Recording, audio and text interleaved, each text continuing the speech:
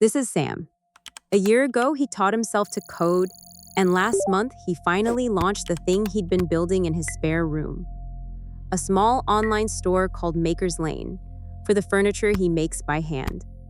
He runs the whole thing himself, so his admin login is the master key to the whole store, from the customer orders to the money moving through it.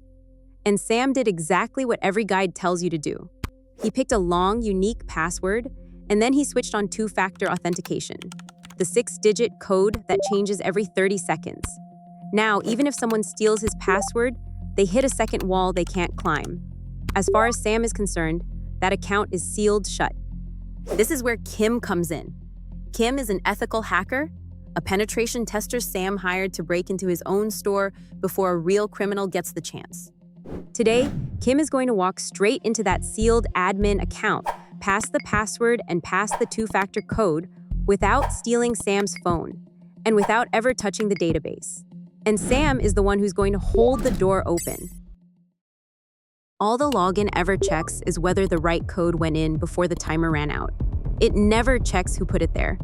So Kim's plan isn't to guess the code, and it isn't to crack it. His plan is to get Sam to type his password and his code into a page that quietly belongs to Kim. Now, you might picture an ordinary fake login page, the old style of phishing where someone clones a website and hopes you don't glance at the address bar. That alone wouldn't get him anywhere here, because even if Sam handed over his password, a dead copy of the page has no way to get past the real two-factor prompt. So Kim uses something smarter. Instead of a lifeless clone, he sets up what's called a reverse proxy, a small server that sits in the middle and passes messages back and forth. To Sam, it looks exactly like his real store because everything on the screen is being pulled live from the real site, straight through Kim's machine. And to the real store, it looks exactly like Sam logging in because every keystroke Sam makes is forwarded right along. Kim isn't faking the login at all. He's relaying it. He's a translator sitting between Sam and the real site, copying down every word that passes, including the one word that's supposed to be impossible to copy. Let's watch it happen. On his own machine, Kim starts up a tool built for exactly this, a reverse proxy phishing framework called Evilginx.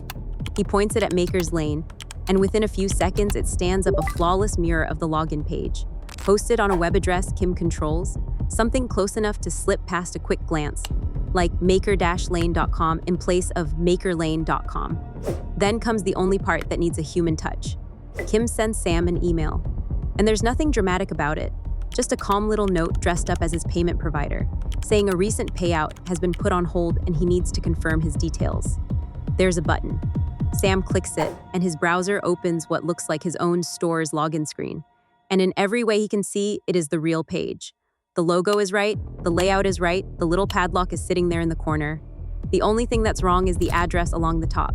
And like most of us, on a busy afternoon, Sam doesn't read it.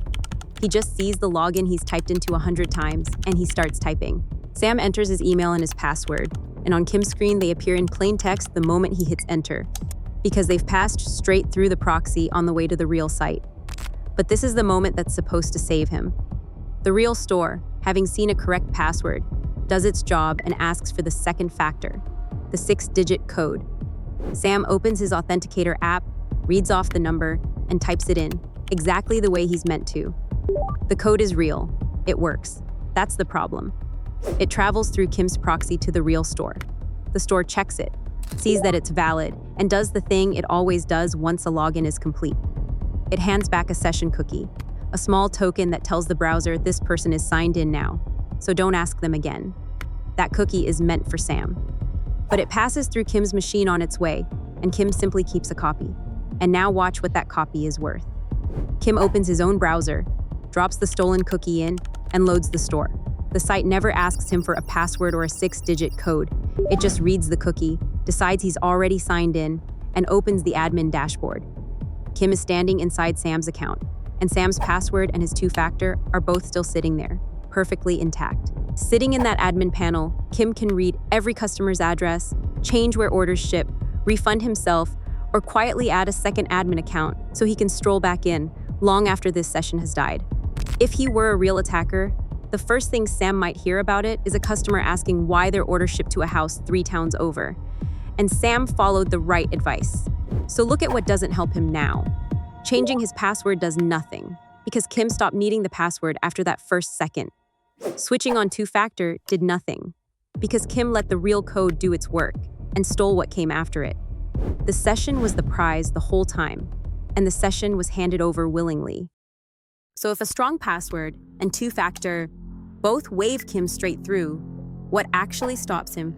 The honest answer is that you have to close the gap itself, the fact that the login can't tell who's really there. And there's one defense built to do exactly that. It's called a passkey, or in its hardware form, a security key, like a YubiKey. The reason it beats this attack is simple. A passkey is tied to the genuine web address of the site, and it checks that address itself. In the careful way, Sam's tired eyes never will. So the moment Sam lands on maker-lane instead of maker lane, the passkey just refuses to sign in. There's no code to read aloud, and nothing for a proxy in the middle to relay. The login either happens on the real site, or it doesn't happen at all. And until you're using something like that, the smaller habit that protects you is boring but real. Don't reach a login by clicking a link in a message. Open the site yourself the way you always do. Because as Sam just found out, the weak point was never his password, and it was never his code. It was the quiet assumption that whoever typed them in had to be him. If this made you look at that little login screen a bit differently, subscribe and stick around, and I'll see you in the next one.